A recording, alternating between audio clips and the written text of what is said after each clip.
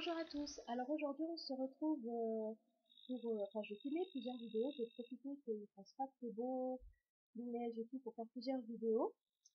Mais pour cette vidéo là, à la demande de Sindel, une copine à moi, je vais faire la présentation globale du cochon d'Inde. Alors petite précision, je ferai d'autres vidéos sur le cochon d'Inde mais plus spécifiques, d'où le fait que je ne vais pas les aborder dans cette vidéo là. Et deuxième point, je sais pas si l'image ou le son sera super, étant donné que je filme avec la cam de mon ordinateur directement. Tout simplement parce que j'ai remarqué que sur mes dernières vidéos, là que j'ai ajoutées il y a quelques jours, il y a un décalage. Alors bizarrement, sur les vidéos de base, il n'y a pas le décalage, il y a juste des petits pics. Mais une fois le montage terminé, il y a des décalages et donc ben là je fais cette vidéo avec la cam de mon ordi pour faire la différence, pour voir si enfin voilà, pour voir si ça vient du logiciel de montage ou bien de la cam. Et donc d'où le fait que l'image soit un peu moins nette et je m'en excuse et j'espère que le son sera quand même plutôt. Alors pour cette vidéo sur le cochon d'Inde, qu'on appelle aussi le cobaye, mais bon c'est quand même plus glamour de l'appeler le cochon d'Inde. Il descend d'une variété de rongeurs qui est encore présente en Amérique du Sud. Si vous voulez, je pourrais vous faire une vidéo dessus si ça vous intéresse, il n'y a pas de souci. Alors tout d'abord les cochons d'Inde normaux, parce qu'il y a deux variétés de cochons d'Inde, il y a le cochon d'Inde normal et le cochon d'Inde géant. Pour le cochon d'Inde normal, comme le géant, ils vivent en général en captivité entre 4 et 7 ans. Moi je pense que ça vit plus dans les 8 ans s'il est bien entretenu, voire même 10 ans pour certains. La femelle elle fait entre 700 et 900 grammes et le mâle il fait entre 900 grammes et 1,2 kg. C'est un animal qui est plutôt trapu, il a un cou quasiment inexistant, il a une tête assez rigolote avec des oreilles très fines, des yeux bien ronds et espacés et surtout un nez bien proéminent qui lui donne tout son charme. Et qui peut aussi ne pas plaire, c'est souvent ce qui me plaît pas, mais moi c'est justement ce que je trouve qui fait tout son charme. Donc voilà, c'est un rongeur, donc il a 20 dents, mais pas du tout de canines, c'est exclusivement composé de molaires, et il a deux paires d'incisives en haut, en bas, qui poussent en continu, voilà, comme la plupart des rongeurs. Autrement, niveau caractère, le cochon d'Inde normal, c'est un cochon d'Inde qui est plutôt calme avec les humains, hein, entre eux ils jouent pas mal, mais c'est un animal qui est plutôt calme, qui est très câlin, qui est très affectueux. Par contre, il garde quand même pour certains une part un peu de... Enfin, il est un peu craintif parce que il garde l'instinct de l'animal de proie. Voilà. Ensuite, il y a les cochons d'Inde géants. Alors, je voulais vous en parler quand même un petit peu rapidement, vu que je voudrais bien en avoir un si c'était possible. Enfin, un, non, deux, vu qu'ils vivent partout, c'est mieux. Mais ça, je vous en reparlerai tout à l'heure. Alors, le cochon d'Inde géant, il s'appelle les cochons d'Inde QI. Je crois que ça se prononce comme ça, C-U-Y. C'est pas une race à part entière, hein, c'est juste des spécimens qui ont une forte croissance. Alors ils ont d'abord été élevés en Amérique pour faire des viandes pour faire pour la chair, quoi, pour la viande, malheureusement. D'où un proverbe qui dit que à l'époque, quand il y avait un cochon d'Inde par assiette, c'était une famille riche. Bref, quelle horreur. Ils peuvent atteindre entre 28 et 35 cm. Et ils peuvent faire 2 à 3 kg, mais attention, il peut y avoir des spécimens encore plus grands qui peuvent faire jusqu'à 50 cm et peser 4 kg, donc c'est énorme, c'est presque aussi gros qu'un lapin. Par contre, c'est une variété qui s'engraisse très vite et donc qui peut avoir très vite des problèmes. Chut, Elena, j'ai ma fille avec moi donc il va y avoir du bruit.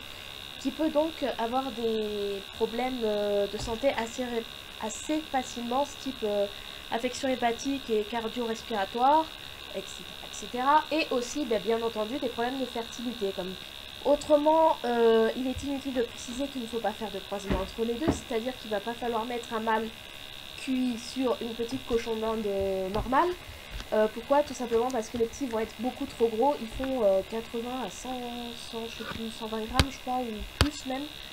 Et donc bah, bien évidemment c'est beaucoup trop pour la petite femelle, surtout si elle peut lui porter, parce que ça peut aller de 2 à 8 je crois. À revoir. Et donc la taille des bébés, bah, forcément elle n'arrivera pas à les faire et donc elle risque de mourir. Donc voilà, surtout ne faites pas de reproduction entre les deux. Si vous voulez des bébés d'un QI, il faut une femelle QI et un mâle QI. Voilà. Alors par contre il faut savoir aussi qu'avec les QI ils sont beaucoup plus farouches et craintifs. Voilà, c'est comme ça, on sait pas trop pourquoi mais c'est comme ça. Et par contre c'est pas trop la peine de les chercher dans les animaleries ou à part peut-être dans les grandes enseignes ou à Paris à la limite, tout simplement parce que c'est très peu répandu. Il faudra plus vous orienter vers un éleveur. Donc voilà, et surtout beaucoup se renseigner dessus parce que c'est une variété qui demande quand même un peu plus de soins. Voilà. Petite précision, souvent chez les cochons d'Inde normaux, on remarque des doigts, on dit ça polydactyle. Je sais plus où c'est que c'est situé, je crois que c'est plus vers l'arrière. Bon, ça les empêche un peu, enfin, c'est un peu problématique des fois pour la marche, tout ça. Mais c'est super fréquent chez le QI. Et donc, si vous voulez faire de l'élevage, sachez que c'est un facteur qui est éliminatoire dans les élevages. Voilà. Ceci dit, si vous voulez pas faire de l'élevage avec un QI, mais que vous voulez un QI, et qu'il a justement ces fameux doigts-là, vous pouvez, je pense, le payer moins cher, comme dans certaines races de chats qui ont aussi ce problème-là, qui lui fait vraiment baisser beaucoup du prix, parce qu'il faut savoir qu'un QI, ça coûte assez cher.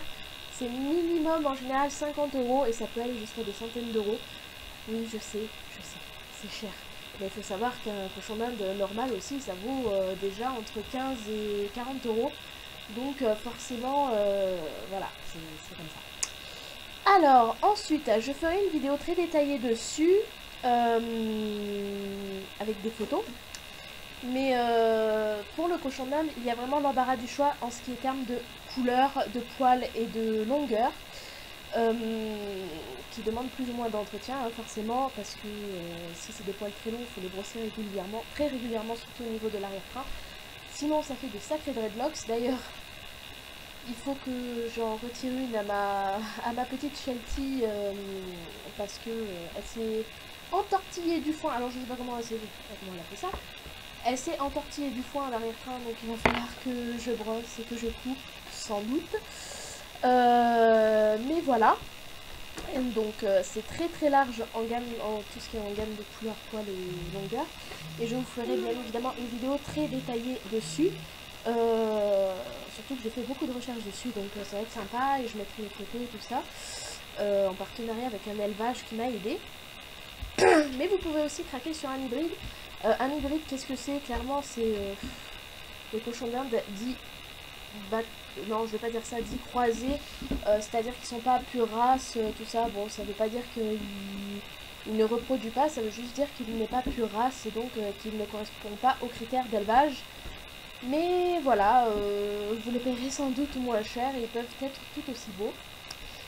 Donc voilà, pour ce qui est de la socialisation, je vais juste parler de la socialisation de cochon d'Inde. Tout d'abord, il faut savoir que son ancêtre que j'ai mentionné plus tôt, comme le cochon d'Inde lui-même, ne vit pas tout seul, il vit en colonie, ça peut aller même jusqu'à 50 individus des fois. Donc du coup, il est préférable de les prendre au minimum par 2, comme les miennes. Moi, je vous conseillerais plutôt de prendre des femelles. Pourquoi ? Parce qu'il y a très peu de risques de conflit, c'est quasiment inexistant, alors que les mâles peuvent se bagarrer, sauf s'ils se connaissent depuis tout petit et qu'ils n'ont pas déjà copulé.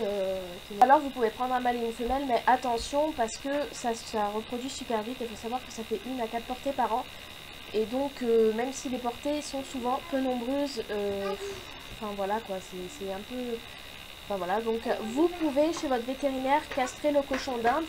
Ceci dit, moi je trouve qu'il est préférable de prendre plutôt 2 femelles ou 2 mâles qui se connaissent depuis tout petit plutôt qu'un mâle et une femelle et un mâle à castrer, parce que déjà c'est très onéreux, et aussi parce que c'est une chirurgie qui est assez lourde pour un si petit animal. Si les mâles se bagarrent entre eux, ça peut ne pas, ils se blessent pas, tout ça, mais ça peut causer un état de stress chez les autres permanent, ce qui fait que ça peut leur être fatal, parce que les cochons d'Inde c'est très sensible au stress, donc voilà, c'est une petite recommandation. Par contre, s'ils sont par deux, si malheureusement il arrive que l'un des deux meure, il faut savoir que le cochon d'Inde, vu que c'est un animal de colonie, il va beaucoup en souffrir, et donc il ne faut pas le laisser tout seul, c'est-à-dire qu'il va falloir lui racheter un compagnon. Cependant, il faut bien respecter la période de quarantaine malgré tout, même si votre animal est triste, parce que c'est très important. Les cochons d'Inde sont souvent sujets à la gale, et donc il faut faire très attention à ça.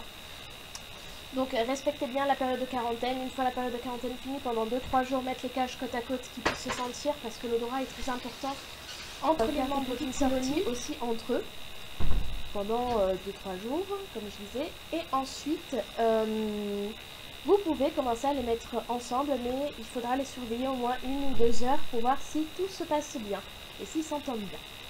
Ensuite, l'achat. Alors, déjà pour vous dire, je vous conseille les élevages, hein, mais vous pouvez l'acheter en animalerie. Cependant, sachez que ceux d'animalerie seront souvent craintifs comparés à ceux d'élevage qui sont manipulés et qui risquent d'avoir souvent soit une portée en cours parce qu'ils mélangent mâles et femelles, soit d'avoir des problèmes de gale ou de teigne comme moi j'ai eu. Et donc, bon bah là, normalement l'animalerie vous le récupère, vous le traite pendant 15 jours et vous le redonne. Mais voilà, l'animalerie, moi de toute façon, je suis pas pour les animaleries, donc voilà. Mais en tout cas, quoi que ce soit l'endroit où vous l'achetez, il est préférable de préparer son coin avant son arrivée pour que vous puissiez directement le mettre et lui causer le moins de stress possible, parce que je répète, le cochon d'Inde est un animal très stressé, donc voilà. Si vous ne pouvez pas au moins acheter la cage en même temps que lui, ne le laissez pas dans un carton, dans une caisse ou dans un truc comme ça, parce que ça va très vite le déprimer. Donc voilà. Quand vous allez acheter votre cochon d'Inde, il faut bien prendre le temps de les observer, comme n'importe quel animal, hein, bien sûr. Déjà, pour son comportement, voir son comportement, comment il réagit, et voir comment il s'entend avec les autres. Et si celui qui vous intéresse est bien plus proche d'un autre ou pas, enfin, pour choisir deux ensemble, tout ça. Et ensuite, il faut regarder l'aspect extérieur. Donc, tout d'abord, si vous pouvez le tenir.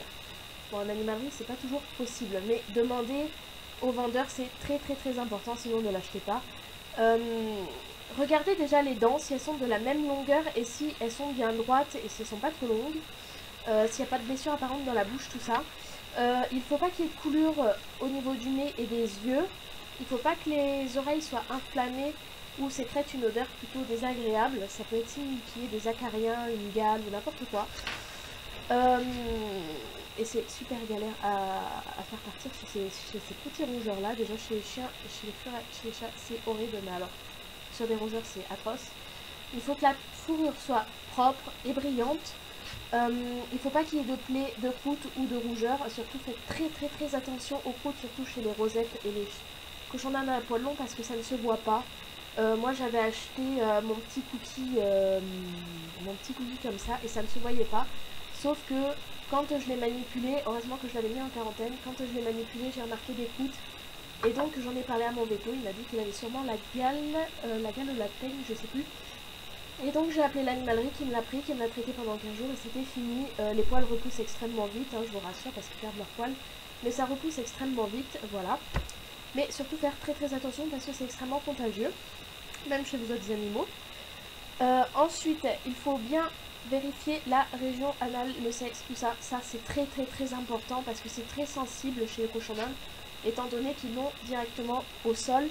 Donc c'est des animaux trapus avec des petites pattes, ça touche souvent le sol et ça peut très vite s'infecter si l'hygiène n'est pas bien respectée. Donc faut pas qu'elle soit souillée et faut qu'elle soit bien propre. Ensuite, faites attention à ce que, enfin vérifiez bien que l'animal ne se gratte pas tout le temps.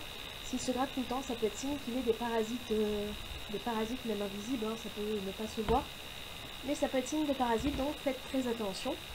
Et ensuite, il faut vérifier bien évidemment le sexe, parce que les vendeurs d'animalerie se trompent souvent de sexe, et donc il faut que vous regardiez bien. Le mâle, en général, ça fait la forme d'un I, et si vous appuyez très légèrement sur le ventre, il va sortir son petit engin, qui va ressembler un peu à une verrue, je sais pas, tout l'amour, mais bon. Et la femelle, elle, contrairement au mâle, c'est plus en forme de Y. Donc voilà, j'essaierai de vous mettre une photo maintenant.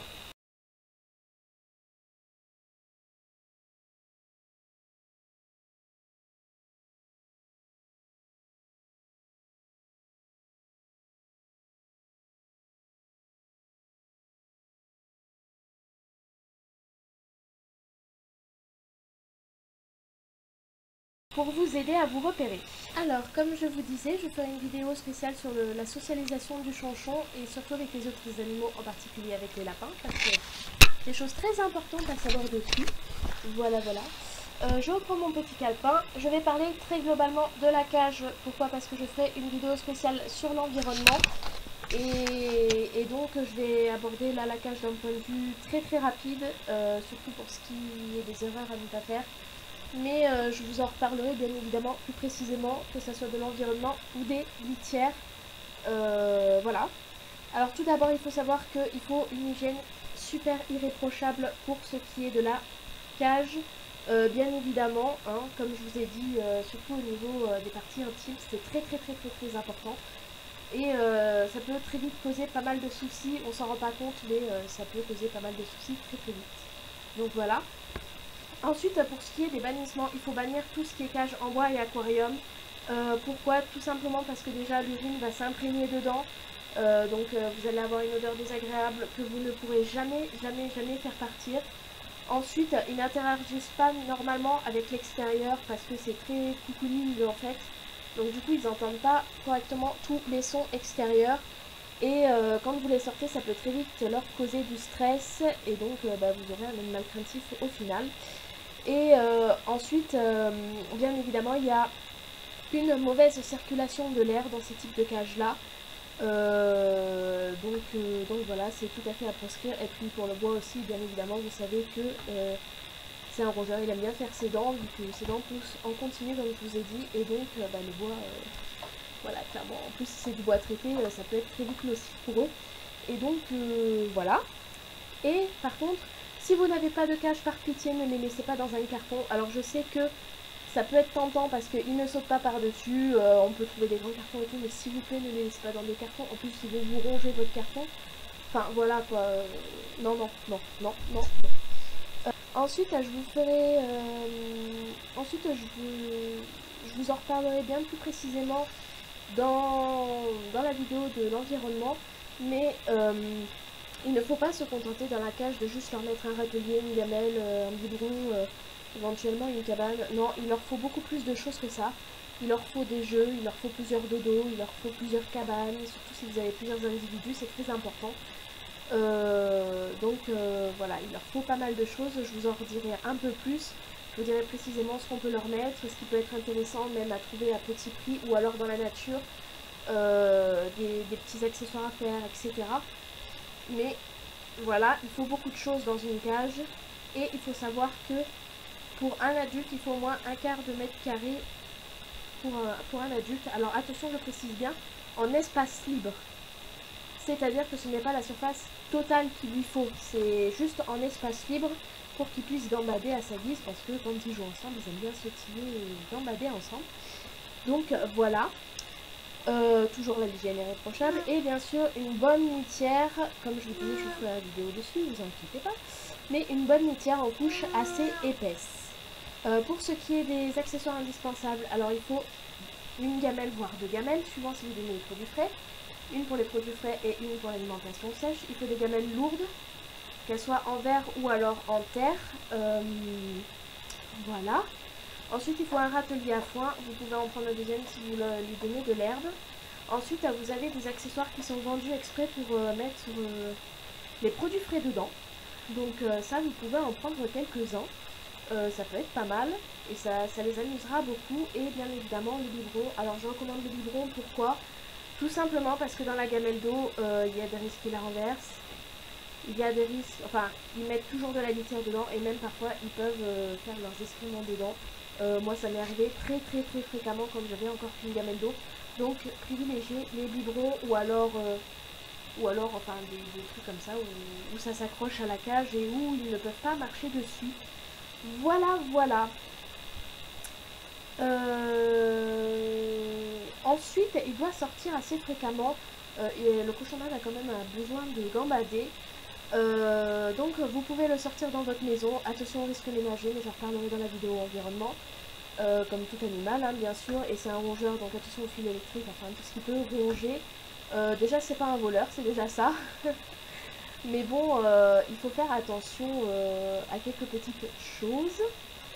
Et vous pouvez aussi le sortir en extérieur. Attention quand même que ce soit pendant les beaux jours, qu'il n'y ait pas de vent, qu'il n'y ait pas de pluie, que ce soit pas trop grisailleux, pas trop froid, que l'eau ne soit pas humide, enfin,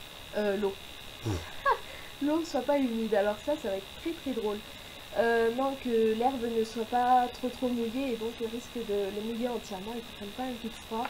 Ça peut arriver vite, mais vous pouvez bien évidemment les sortir au beau jour et je vous en reparlerai aussi plus en détail. Voilà. Alors, pour ce qui est d'une autre rubrique, encore une fois que je vais le dire tout le long de la vidéo, je crois. Je referai aussi une vidéo dessus, c'est la question alimentation. Donc je ferai une vidéo très détaillée sur l'alimentation, surtout sur les produits frais, ce qu'il faut donner, ce qu'il ne faut pas donner. Mais voilà. Déjà, premièrement, la vitamine C, c'est très important. Je ferai aussi, si vous voulez, une vidéo exprès sur la vitamine C. Sur les différentes vitamines C, sur comment la donner, etc. Avec une petite démonstration. Mais voilà, la vitamine C, c'est primordial. Parce que le cochon d'Inde ne peut pas la créer et il en a absolument besoin. Je crois que c'est le seul rongeur qui a besoin de complémenter en vitamine C. Vite le carencé et ça peut être même fatal, je crois. Hein. Donc voilà. Mais je vous en reparlerai bien évidemment beaucoup plus dessus, ça il n'y a pas de souci. Mais sachez déjà que ça peut être un coût assez important parce que ça défile assez vite et ça c'est un truc à prendre en compte quand vous achetez un cochon d'Inde. C'est que la vitamine C vous ne pouvez pas passer à côté, c'est un coût assez important et c'est très fréquent d'en acheter. Donc voilà. Ensuite c'est un rongeur, mais c'est un rongeur exclusivement herbivore. Il n'est pas omnivore comme le souris, le rat ou le hamster. Donc il est exclusivement herbivore. Et donc, vu que ses dents poussent en continu, soit vous lui donnez une alimentation sèche, soit un complément mais qui puisse ronger ses dents. Si vous lui donnez que du frais ou que du foin. Enfin, il faut absolument qu'il y ait quelque chose de dur pour faire ses dents dessus. Hein. Il faut surtout pas oublier ça. Si vous ne voulez pas donner l'alimentation sèche, pas de souci. Mais alors, surtout, voilà, un truc pour les dents. Sinon, ça peut vite poser des soucis et ça peut les blesser à la bouche, faire des abcès et tout. Enfin, je vous explique pas l'horreur. Donc voilà pour ce qui est des alimentations pour cochon d'Inde. Alors vous avez des mélanges. Déjà tout fait. Par contre, attention, ils trient assez facilement ce qu'ils aiment, un peu comme les rats. Donc il faut en tester plusieurs. Bien évidemment, respecter quand vous changez le type de mélange. Mais voilà, vous pouvez donner du mélange. Attention à ne pas prendre un mélange pour lapin, mais bien un mélange pour cochon d'Inde. Le mélange pour lapin n'est pas assez adapté au cochon d'Inde. C'est souvent l'erreur que font les gens, mais ce n'est pas assez adapté. Donc prenez bien pour cochon d'Inde. Ensuite, vous pourrez prendre des bouchons et des je sais pas comment on dit, bref, des bouchons, on va dire tout simplement. Alors ça, c'est tous les besoins spécifiques, mais regroupés dans des espèces de granules, donc ce qui empêche le tri. Ça peut être assez avantageux, donc voilà. Ensuite, des produits frais, plusieurs types de produits frais, fruits et légumes et plusieurs types de végétaux. Et surtout, le plus important, le foin. Ça, c'est l'alimentation principale du cochon d'Inde. Le foin, c'est très important. Il faut prendre, si possible, le plus vert possible et celui qui ne contient pas de luzerne, c'est mieux. Donc, voilà, mais ça, je vous en reparlerai plus. Par contre, faire attention au type d'alimentation quand même, parce que le cochon d'Inde, il engraisse assez vite. Pour ce qui est de la répartition des repas, moi personnellement, je donne une fois par jour, parce qu'elles en ont toujours. Enfin voilà. Les produits frais, ça m'arrive de donner plusieurs fois par jour. Mais il est recommandé apparemment de faire 2 fois par jour, une fois le matin et une fois l'après-midi. Bon voilà, c'est des recommandations. Après, moi je fais pas comme ça, mais bon, je préfère le préciser quand même. Voilà. Ensuite, s'il y a des produits frais qui ne sont pas mangés, donc comme le furet, comme n'importe quel animal, ne lui laissez pas à cause des bactéries qui peuvent proliférer. Donc retirez-lui toujours systématiquement tout ce qu'il n'a pas mangé à la fin de son repas. Surtout si ça a été souillé par la litière, etc. Et aussi bien respecter l'hygiène de la gamelle et du biberon. Alors on se retrouve encore, je suis désolée pour la luminosité mais j'ai dû faire quelque chose entre temps. Et là il est déjà tard, il est déjà 18h, donc du coup la luminosité n'est pas top. J'ai allumé ma lumière qui est juste là, mais ça ne fait pas tout. Du coup, on va parler maintenant du caractère, comportement et de l'apprentissage du cochon d'Inde. Pareil, je ferai une vidéo un peu plus complète dessus. Voilà, mais là je vais en parler en globalité. Alors déjà, tout d'abord, comme la plupart, comme tous les animaux, hein, le cochon d'Inde il est quand même intelligent. Ceci dit, c'est pas pareil qu'un rat ou qu'une souris.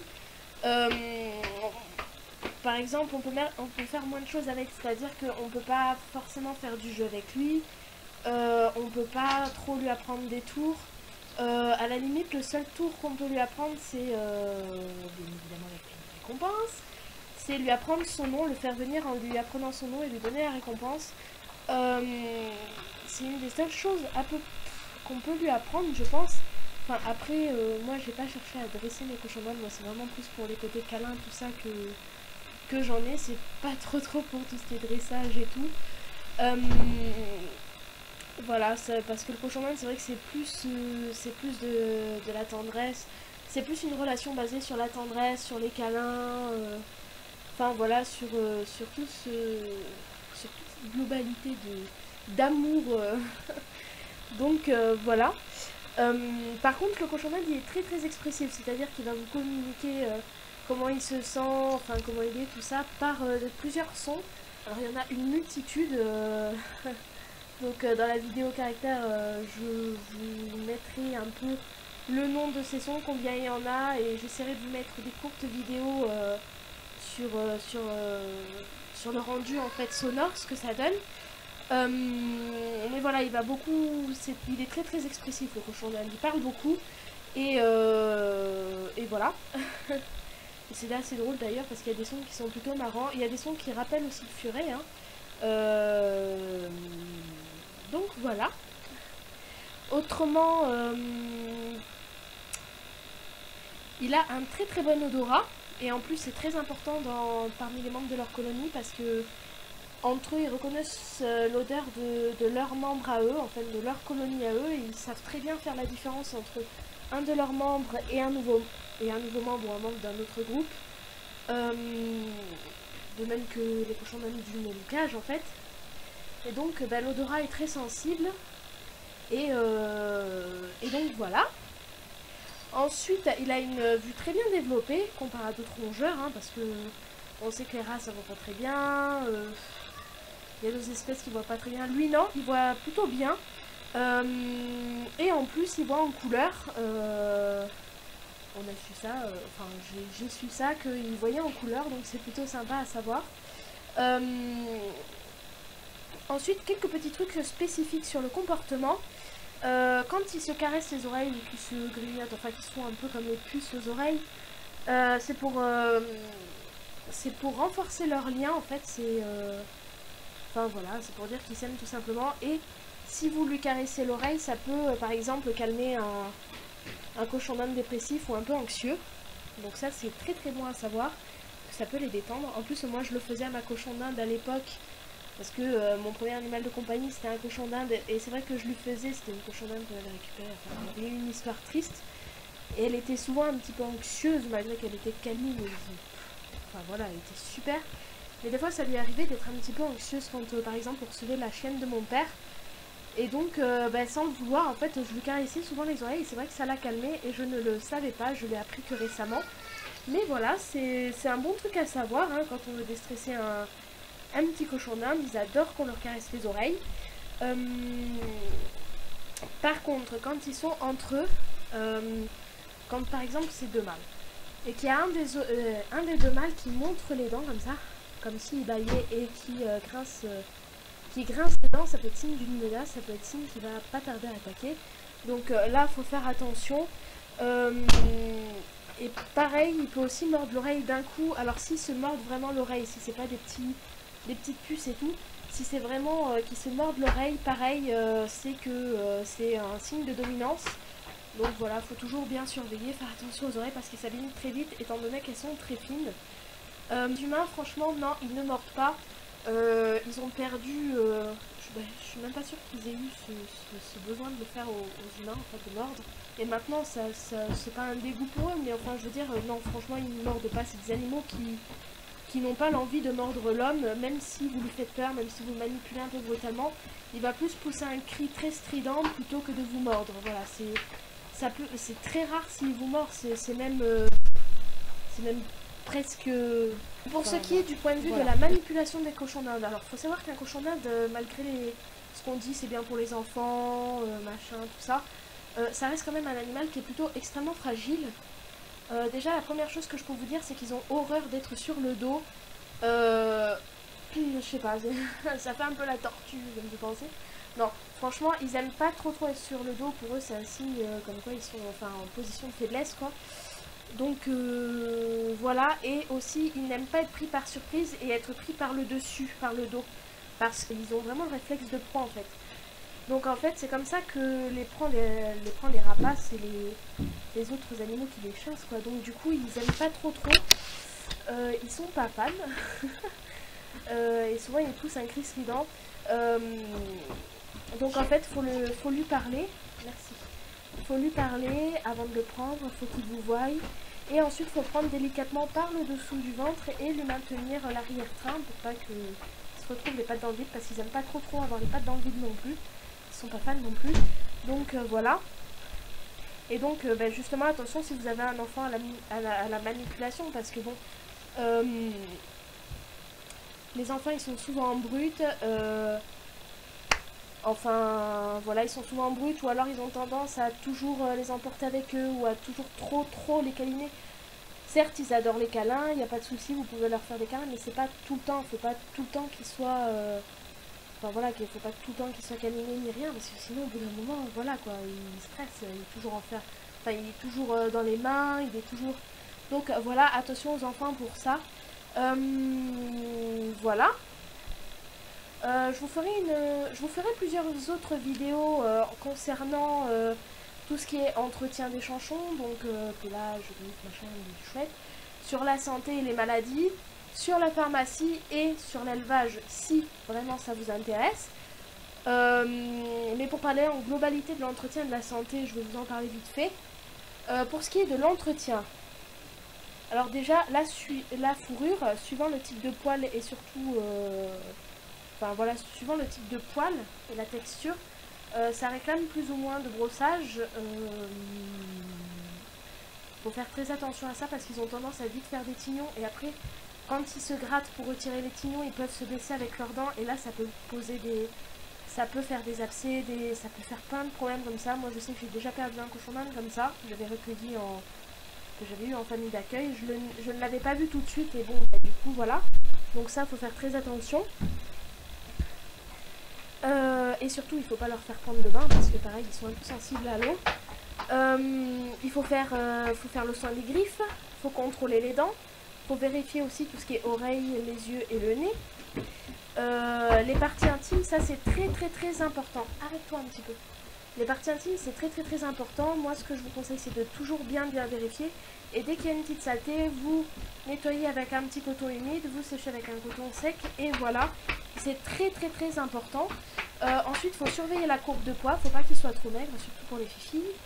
Et voilà. Pour ce qui est de la santé, alors si vous respectez bien l'entretien des animaux et de la cage et que vous respectez bien la vitamine C, vous avez beaucoup moins de risques pour tout ce qui est problème de santé. Mais alors, pour ce qui est des symptômes des animaux en mauvaise santé, désolée, je regarde mon calepin souvent hein, parce que j'ai peur d'oublier des choses. Tout d'abord, pour ce qui est du pelage, il ne faut pas qu'il soit hérissé ou terne, il ne faut pas qu'il y ait de chute de poils, il ne faut pas qu'il y ait des plaques rouges ou alors des petites croûtes, là il faut faire très très attention. Ensuite, tout ce qui est abattement, c'est-à-dire si l'animal s'aplatit souvent, s'il est souvent recroquevillé sur lui-même, s'il est en état de léthargie, il peut même faire de la paralysie ou des convulsions. Voilà. Pardon, excusez-moi, j'ai toujours ce chat dans la gorge. Ensuite, en cas de diarrhée, si la région anale est souillée ou alors si elle n'est pas propre comme d'habitude ou si elle est un peu gonflée ou s'il y a des petites croûtes, des choses comme ça, un amaigrissement rapide ou alors au contraire un gros ballonnement, voire le ventre qui est super étiré mais à l'extrême en fait. Ensuite tout ce qui est toux, éternuement fréquent, respiration courte avec des sifflements ou un drôle de bruit genre râlement et tout, et les yeux et le nez qui coulent, ça faut faire attention. Ensuite tout ce qui est les yeux rouges qui sont collés, parce que ça c'est signe souvent d'une inflammation, ça arrive fréquemment chez les cochons d'Inde. Ensuite pour tout ce qui est ulcère corporel ou renflement bulbeux sous la peau, c'est-à-dire tout ce qui est boule, des choses comme ça. Alors ça peut très bien être des boules de graisse, mais ça peut aussi être des petites tumeurs ou voilà des petits ulcères, des choses comme ça, des kystes. Donc ça faut bien surveiller, si quand vous le caressez, vous tapez un peu partout. Ensuite la température élevée, ça faut faire très très très attention, sachant que la température d'un cochon d'Inde est environ de 38,5 degrés Celsius. Voilà. Et ensuite, pour finir, la salivation permanente ou extrême, quand il bave beaucoup. Voilà, ça c'est la plupart des symptômes les plus courants à faire attention, à bien surveiller. Donc voilà pour cette petite présentation globale du cochon d'Inde. J'espère que ça vous aura plu, j'espère que ça vous aura aidé. Si vous avez des questions, n'hésitez pas. Mais sachez d'emblée que bien évidemment il y aura d'autres vidéos comme je vous l'ai précisé tout au long de celle-ci. Si ça concerne une des spécialités, si ça concerne une des vidéos à venir, attendez plutôt que je la sorte et puis là on pourra en parler. Mais voilà, si vous avez des questions déjà auxquelles je peux répondre là dans les médias, n'hésitez surtout pas. Si vous avez d'autres choses à me dire que vous voulez que j'inclue dans les vidéos, il n'y a pas de souci non plus. Et puis voilà, en tout cas, Sindel, j'espère que cette vidéo t'aura plu et qu'elle aura répondu aussi à tes attentes. N'oublie pas d'attendre des autres hein, aussi. Donc voilà, c'est tout ce que j'avais à dire. Je ne saurais que dire de plus.